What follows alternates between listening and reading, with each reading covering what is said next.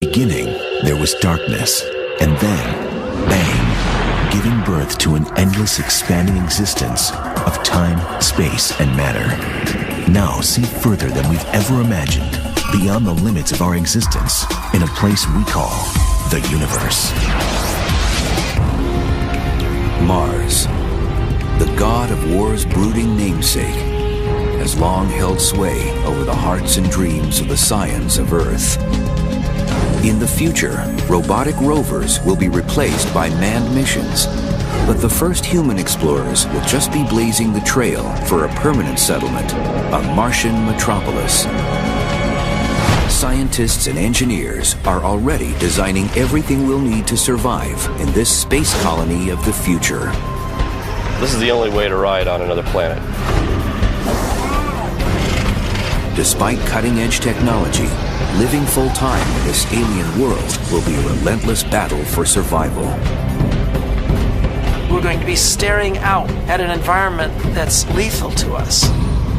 These are the technologies, the dangers, and the wonders of living in space.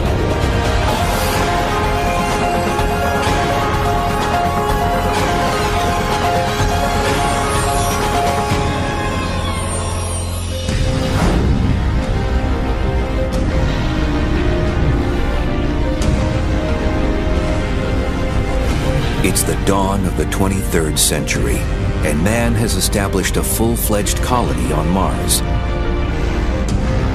It hasn't been easy. On Mars, we are the invaders. And the angry red planet has declared war on us, using its very nature, scorching radiation, razor-thin air, and lethal dust storms. To ensure life here will be a constant struggle. So why bother to live in space at all? Why did these brave pioneers not simply stay huddled together where it is safe, on terra firma? We should be at least a two-planet species. In other words, it's simply too dangerous to put all our eggs in one basket. Mars is our closest neighbor. It's the one that's, for better or worse, most similar to our beloved Earth. And it's the one that has the most possibilities.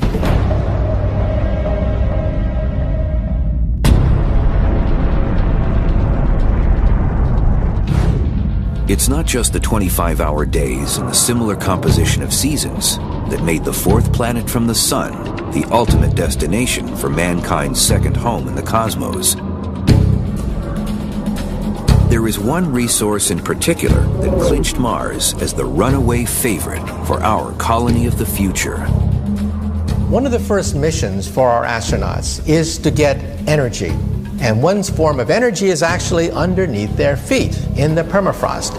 Right into the ground of Mars, there is frozen water. We can purify it for drinking purposes. Also, we can separate out the oxygen and the hydrogen to create rocket fuel, in order to create fuel cells, which will then energize our colony on Mars.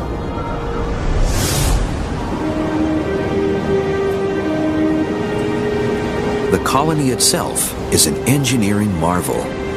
While there were a few scenarios considered for constructing a permanent Martian settlement, including an underground habitat, it was the most familiar and time-worn that was chosen for the 23rd century colony.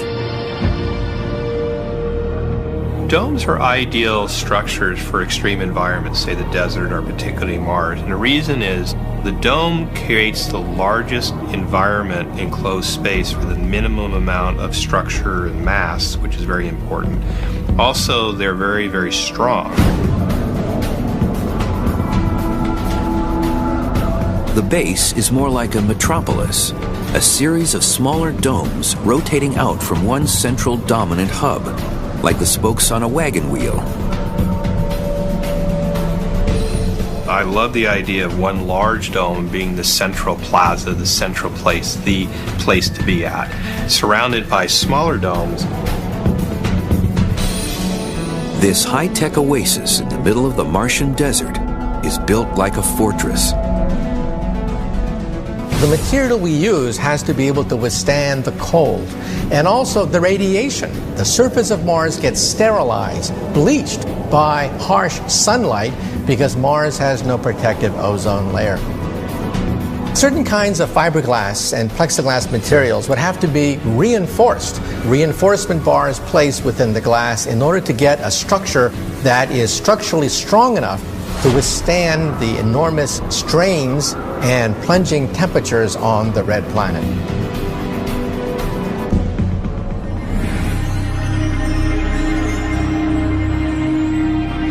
Temperature and pressure within the dome have to be strictly regulated.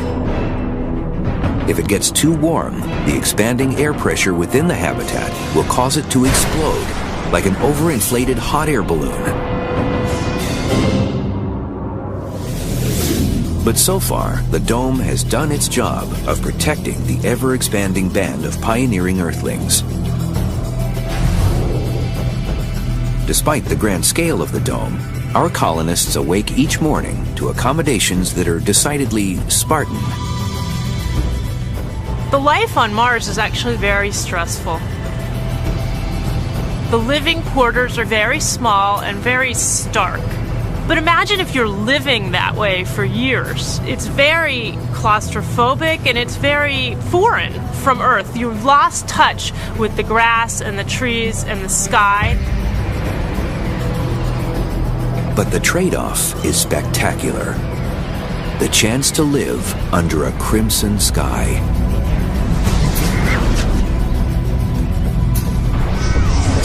Mars is about 1.5 astronomical units out from the sun. The Earth is 1, so it's half again as far.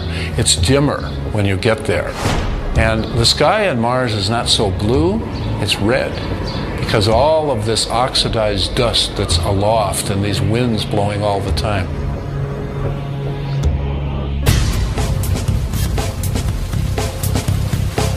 To make this alien world feel more like home, our travelers have brought with them artificial ecosystems.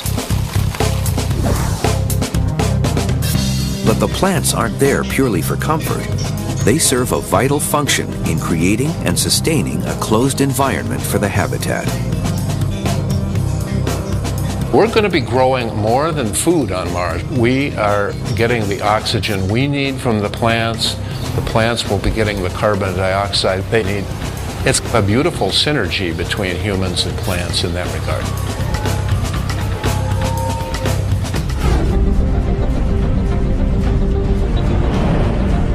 That symbiotic relationship is reflected in every aspect of life on Mars. Like an aquarium on Earth, every resource is recycled, nothing is wasted. We can think of an aquarium with fish and algae growing in it. And if you could seal that off, you could get a nice food waste cycle, converting wastes to renewable resources. That's what carbon dioxide and oxygen are. And also the nutrition. The fish eat the algae, they excrete solid wastes, and these degrade from bacteria in the water, and those become nutrients for the algae to take up again. Unlike an aquarium, we're not going to be able to keep importing fresh supplies of seawater, fresh supplies of air. Our space-dwelling descendants are going to have mastered the art of self-contained environments, ecological life support cycles that recycle all the water, recycle all the air. If they do it well, they should be just as happy as the fish in a tank.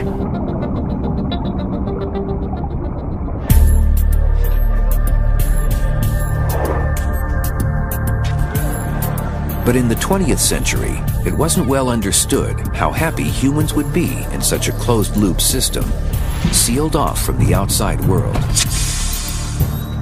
The concept was put to the test in the desert outside of Tucson, Arizona, in a facility called Biosphere 2. Its original purpose, among other things, was as a trial run for a self-sustaining colony on another planet. Biosphere 2 is a large, environmentally controlled facility that can be completely closed and sealed from the outside environment. And the inside environment can be completely manipulated so that different climate regimes and different biomes can be controlled within the facility.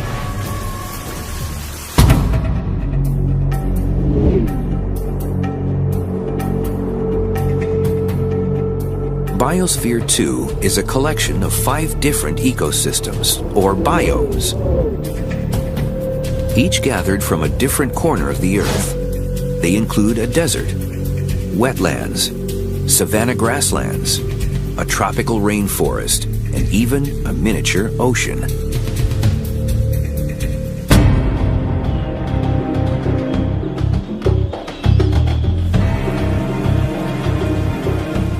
This ambitious project was put to the test with its first sealed mission in 1991, but it soon ran into serious problems.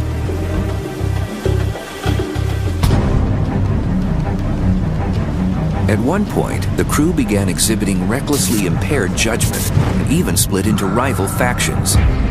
The entire mission was in jeopardy, until it was discovered that a lack of oxygen was the trigger for the crew's belligerent behavior.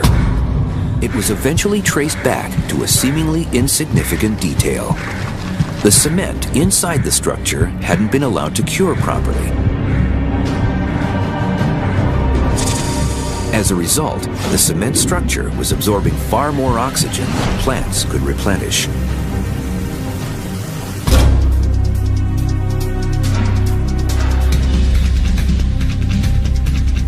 This drawdown of breathable air reached levels equivalent to those found at an altitude of 18,000 feet.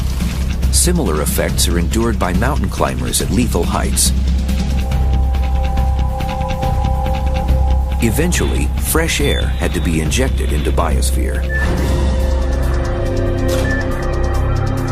No such aid is available for our intrepid Martian colony, where a small oversight like failing to cure cement would prove fatal. Despite its inherent dangers, the closed environment of the dome is the safest place to be on Mars. But sometimes the colonists must leave this comfort zone and step outside.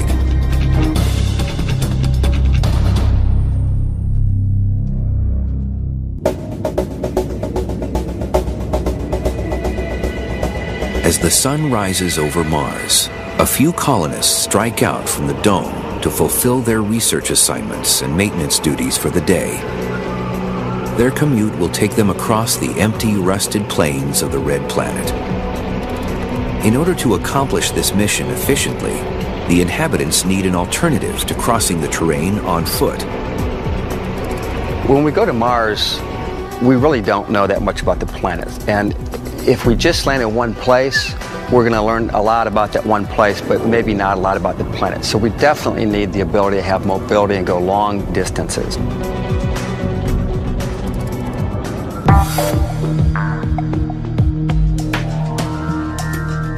The rover, used for this purpose on the Apollo moon mission, was a convertible, essentially just an amped-up dune buggy. The lunar rover served its purpose beautifully. It allowed the 2 human explorers to not get too fatigued walking around, but instead allowed them to rove around the lunar surface and explore out to a greater range. But at the same time, this was clearly a short-range, short-duration mission solution.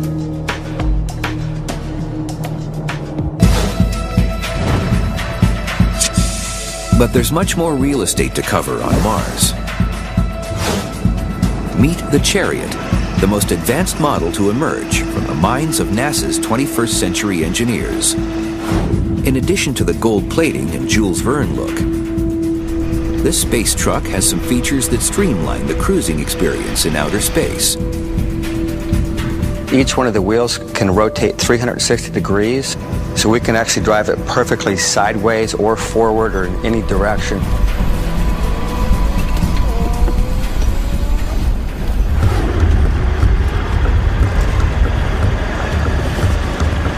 This versatility means that it can conquer most interplanetary topography, and that's not all. Spacesuits don't bend very well in the middle, so even though we think of seats as the obvious way to ride a car around town, it really doesn't make sense. So we built this upright interface. There's a ring here where the suit plugs in. All the weight of the suit is taken by this upright turret. This is the only way to ride on another planet.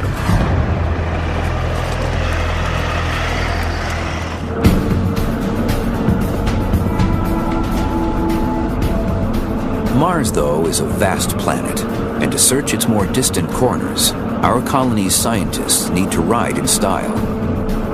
They prefer to work in jumpsuits rather than having to remain in an unwieldy spacesuit for hours on end. This is only possible if they can maintain an environment with atmospheric pressure akin to that found on the homeworld, Earth. That's where the small pressurized rover comes in. I would call it sort of a combination of a spacesuit and a sports car. It's a sporty rover, it's got great maneuverability.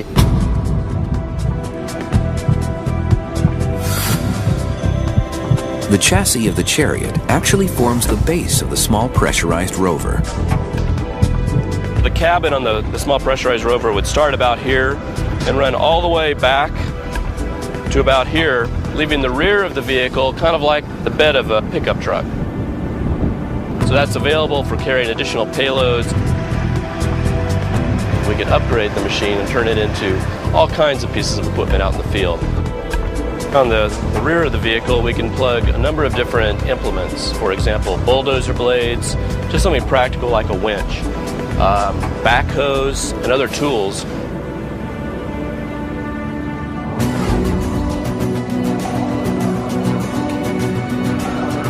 The Small Pressurized Rover, or SPR, is only slightly bigger than the Apollo rover and has a top speed of about 6 miles per hour. The SPR can be deployed for missions lasting from 3 days up to 2 weeks and covering distances of over 500 miles.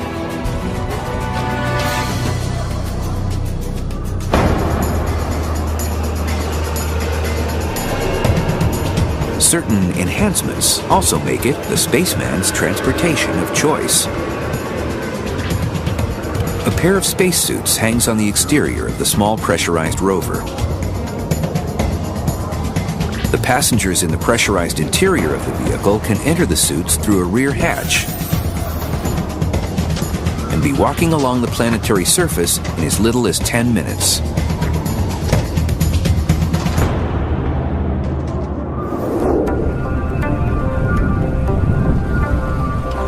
A scientist with the NASA Ames Research Center, Dr. Pascal Lee, explores another vehicle that is a precursor to one being designed for Mars. He joined forces with Nick Baggerly, Executive Director of Drive Around the World, a travel adventure organization. Vehicles like this are fantastic because you can use them for analogs, for pretending like you're traveling or traversing on another planet. So we built it so it could kind of go anywhere.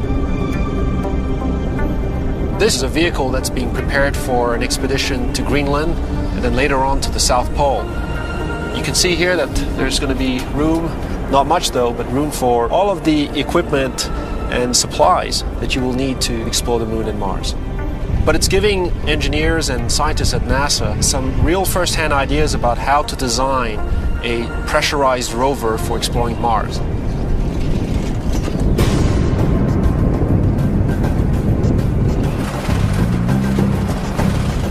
This robustly designed vehicle has a unique set of wheels. The tracks use this set of road wheels, but this round hamster wheel is what actually drives the track.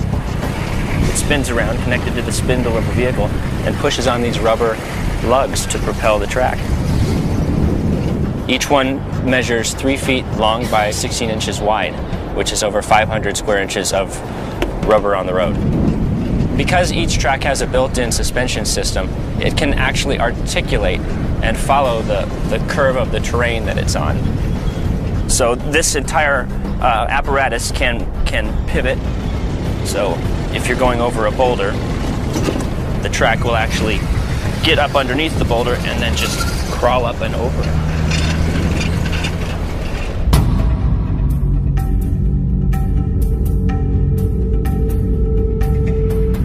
Mars is a gritty planet. Dirt, dust, and grime get into everything. This is especially true of a wheeled vehicle with moving parts, where the mechanisms can easily be corroded. The danger is having a track over-rotate. And when it does, you have a field repair situation on your hands.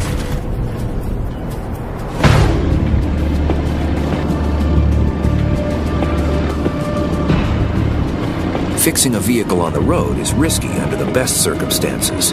But in outer space, there is zero margin for error. And if you break down or get into any kind of trouble, help is a long way away, if it can reach you at all. You realize that at that point, if you couldn't breathe outside, if you couldn't just step outside of your vehicle and somehow start working on it, you might be just watching yourself breathe your last breaths of air as your life support system allows you to survive a few hours at that spot, but this is where you're going to die.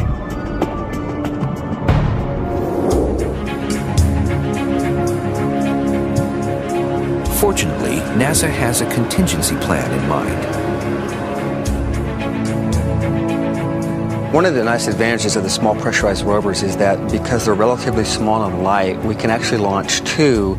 So we operate with a system of two together, sort of like a buddy system where there's two astronauts in each rover and they go out long ranges. And if one of them should break down, then all four astronauts can get in the other one and come home.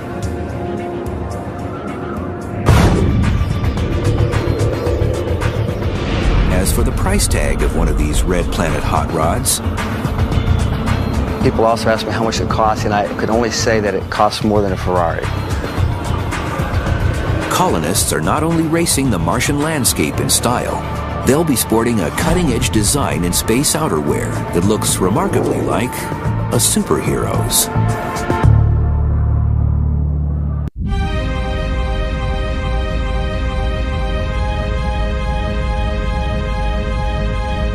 As one of their daily research assignments, our Martian colonists of the future explore the largest volcano in the solar system, Olympus Mons. But even while performing routine chores, Mars is waiting to ambush and kill any intruder. Layers of protection are a constant requirement for Earthlings. When not in the safety of the dome, colonists must be in a pressurized rover or in the crushing confines of their spacesuits.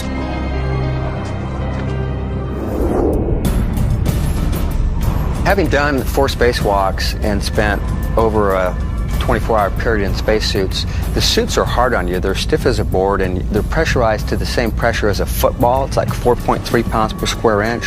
So every time you go to close your hands and move your gloves, you're working against that inflation pressure, and it can be very fatiguing. It can cause fingernail damage and other trauma from the suits.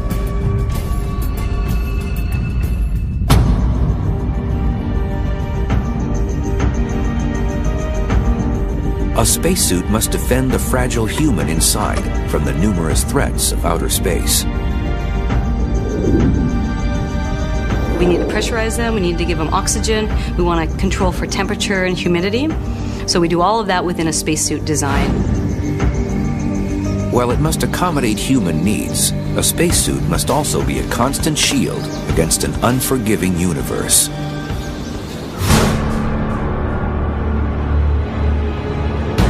One lethal weapon in Mars' arsenal is a commonly occurring micrometeor shower, emitting tiny meteors, any one of which is enough to puncture a suit, leading to a gruesome death. Insulation with layers of neoprene and Kevlar is critical to keeping the astronauts safe from every encounter with a treacherous planet.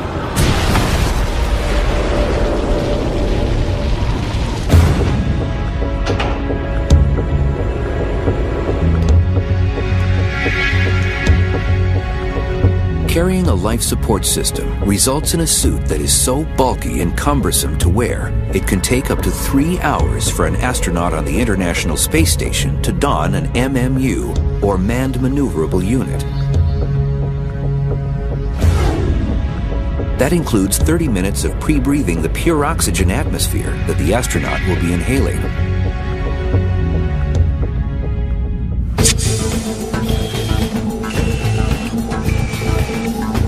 But at MIT, scientists are using robotics to help create a new, more streamlined spacesuit, straight out of the pages of a comic book.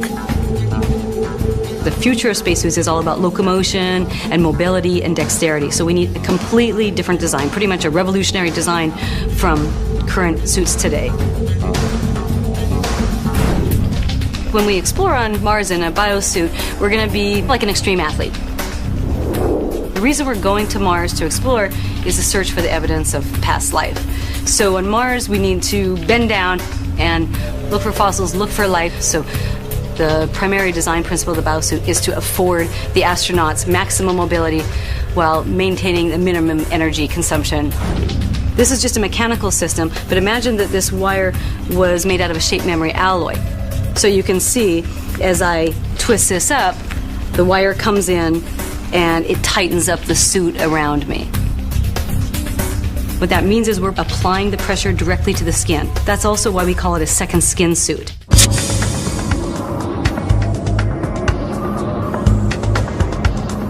The life support system for the biosuit is modular, making it much more comfortable than the current unwieldy spacesuit. A hard torso shell connects to the backpack that contains the life support system. The helmet visor will be painted gold, like contemporary spacesuits, in order to defend against the blinding illumination of the sun.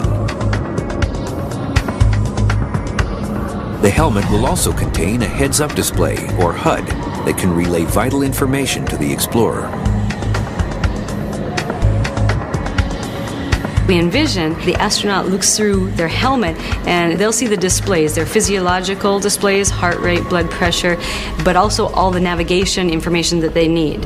So a 3D topographical map.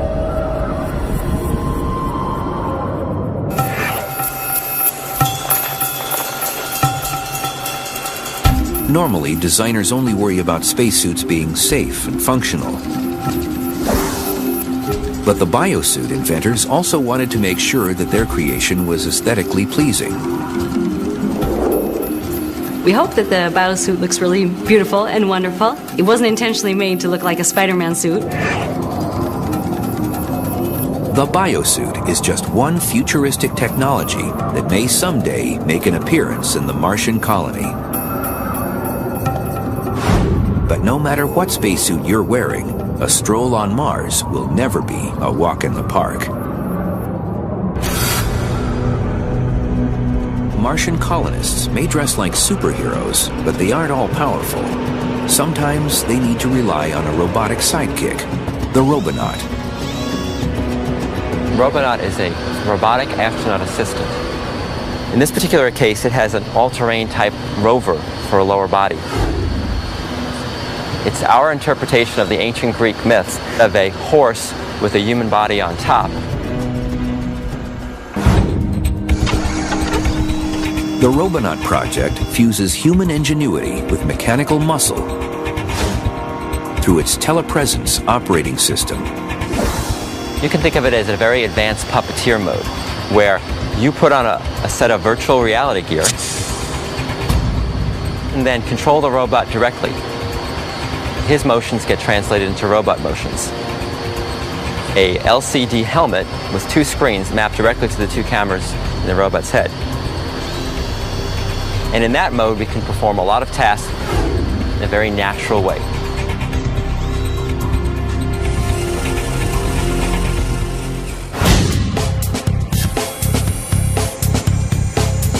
The cameras are protected by a helmet modeled after Roman centurion armor.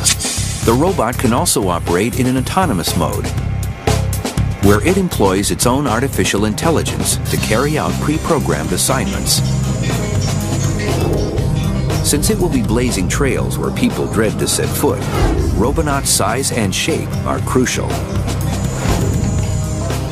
Robonaut is designed to help humans do human tasks. So the human form is a natural way to achieve that goal. If you want to be able to work with the same tools, work in the same environment, having roughly the same size appendages certainly helps. One example of this is using Robonaut to take over the more routine tasks inherent to running the colony. The best role to give robots is to have robots cover what is either too dangerous for humans to do, or things that are simply better done by robots.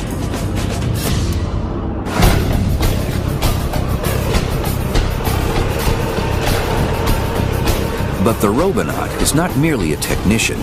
His talents are critical to the success of the mission. Another very important role that we are seeing for robots is to go out there and scout for dangers, but also for interesting scientific sites to really explore in depth. The robots are still very convenient tools for reconnaissance. Like the rover, the Robonaut runs on a solar-powered lithium-ion battery. While charging the machine is a simple task, fueling the human settlers is not nearly as straightforward. Starvation will be a constant shadow looming over the colonists, and if a precarious balance is not maintained, the end is always near.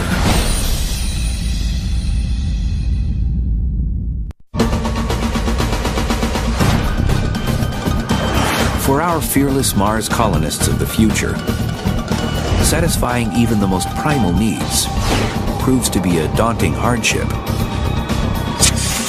Take what may be the most basic need of all, food. Costs about $140,000 a pound to transport anything from Earth's surface to Mars' surface. That can be food, it can be water, it can be air. So, given the prohibitive cost of importing several tons of prepackaged food, every Martian pioneer is also a little bit of a farmer.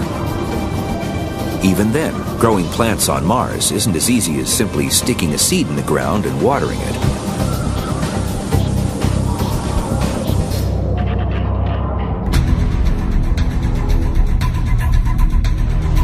The Martian soil, or regolith, is an inconsistent resource. Even a minute trace of toxic material can spell instant death to the crops and doom for the colony. They cannot rely on Mars soil to nurture plants from Earth. On Earth, there are a couple of different ways that we grow plants. We grow them outside in the open field. We also grow them in a greenhouse. This is what greenhouses are like on Earth. They're located on the surface of the ground. They use natural solar radiation, and they operate year-round without danger from meteorites or ionizing radiation from space.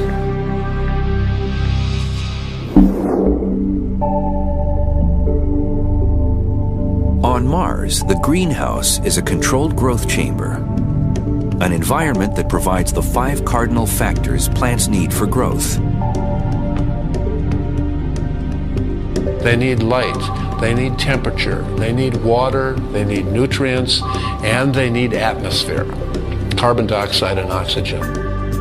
So, with a growth chamber in a habitat, you can grow food all year round.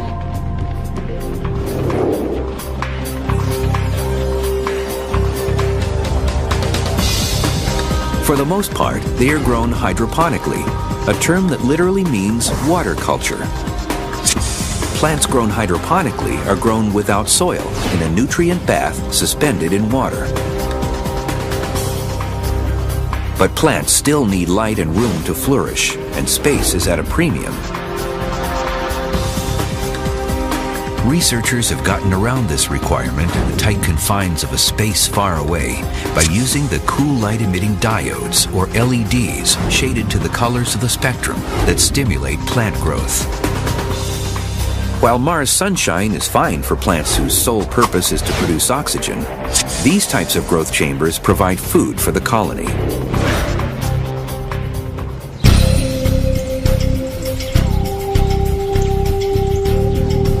Another concern to plague the colonists. On Earth, insects pollinate plants. Does that mean that we'll be taking bugs with us into space? It's actually really difficult for bees to navigate under conditions that are not found on Earth because they use the UV light from the sun to navigate, and they use a lot of other cues. And we wouldn't have those same cues on Mars or in a space colony. a little invention works wonders. We have these vibrating wands that will act like artificial bees, or using air movement, like a fan that's blowing the pollen around from one flower to another. We think, though, that the astronauts or the colonists of another planet are actually going to really enjoy tending the plants.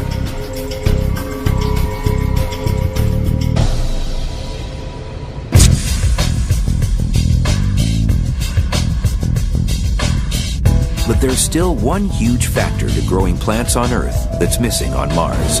And it's something that even technology can't overcome. It's only about 3/8 Earth normal gravity on Mars, so there'll be less pull on the plants. On Earth, gravity drains water away from the roots of plants, allowing them to take in oxygen. With reduced gravity, water doesn't flow efficiently, leading to saturated roots unable to absorb nutrients and air. There will be maybe a tendency for them to grow weaker.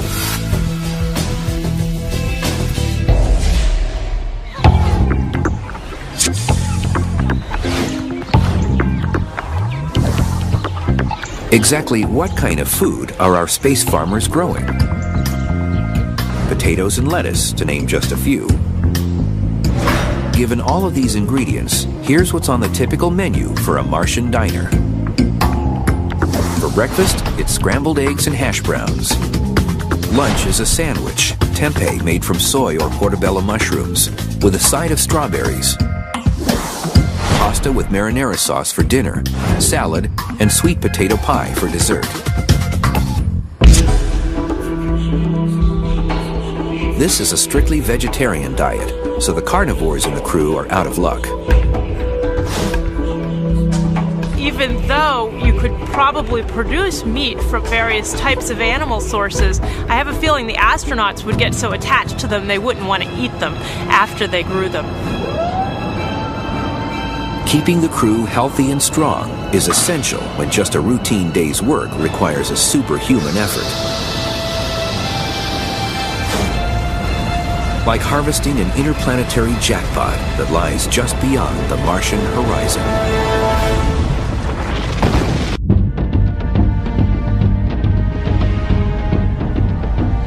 The cost of mounting this long-term expedition to Mars is astronomical.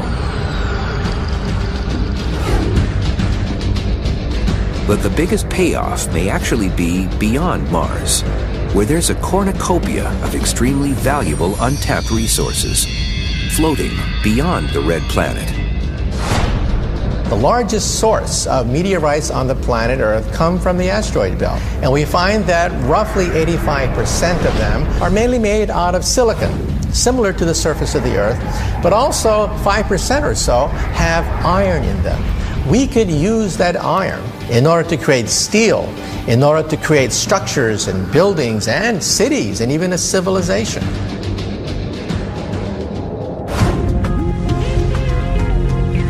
Harvesting the asteroids smooths the progress in assembling and expanding the Martian outpost. Constructing new facilities and spacecraft, as well as maintaining and updating the older ones, is accomplished utilizing the raw ores refined and processed from the belt.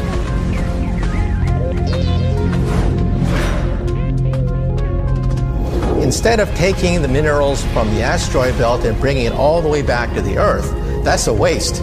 It's much better to mine the asteroid belt in order to create materials for Mars.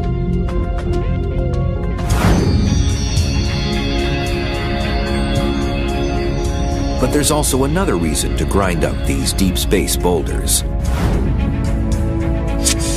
If you were to melt them down, you would get, it's estimated, from a 1-kilometer asteroid, all the world's steel production for a year, all the world's gold and silver production for 10 years, all the world's platinum group element productions for 1,000 years. So that's where the riches are if that's your main motivation. An asteroid with a diameter of a little over half a mile would have a mass of about 2 billion tons. That's equal in weight to 20,000 Nimitz-class aircraft carriers. An asteroid of this size could contain enough nickel, cobalt, and platinum to be valued at over $150 billion. And this is just a small asteroid. Some monster rocks approach the dimensions of a real planet.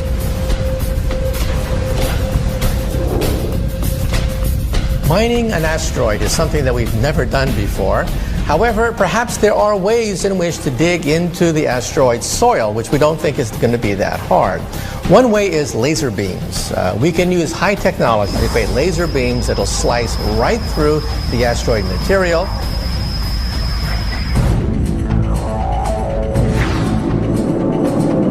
But hollowing out a megaton rock in the airless void of space is by no means an easy proposition.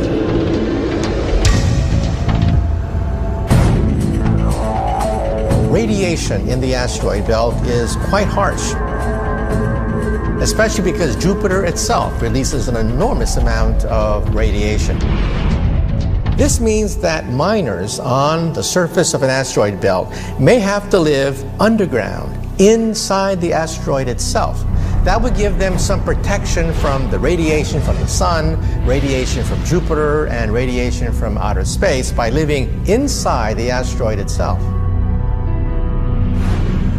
Maybe this is a job better left to men of iron. Because the asteroid belt is so distant, perhaps 300 million miles away, we may have to use robots. Robots are going to be relatively cheap, they don't require life support, and they don't have to come back.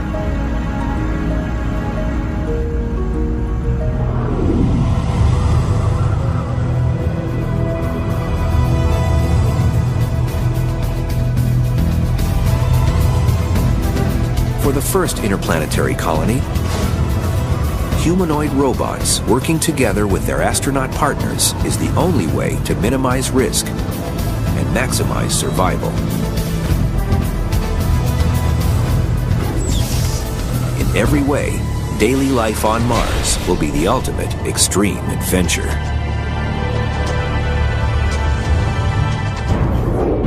You get up in the morning, you've had an hour extra sleep, you bound out of bed because there's half the gravity. Then you suit up to go outside because you have an hour of duty checking on the robots that keep life possible. And then on your way home you stop on a ridge and you look across the valley into the canyons. And you look up at the Martian sky with the amazing sight of stars twinkling through. Exploring the surface of Mars is going to be a fantastic adventure. There are landscapes that are of unimaginable beauty, some completely alien to us. There are thousands and thousands of kilometers of terrain to cover in every direction. It's going to be a fantastic wonderland for scientists.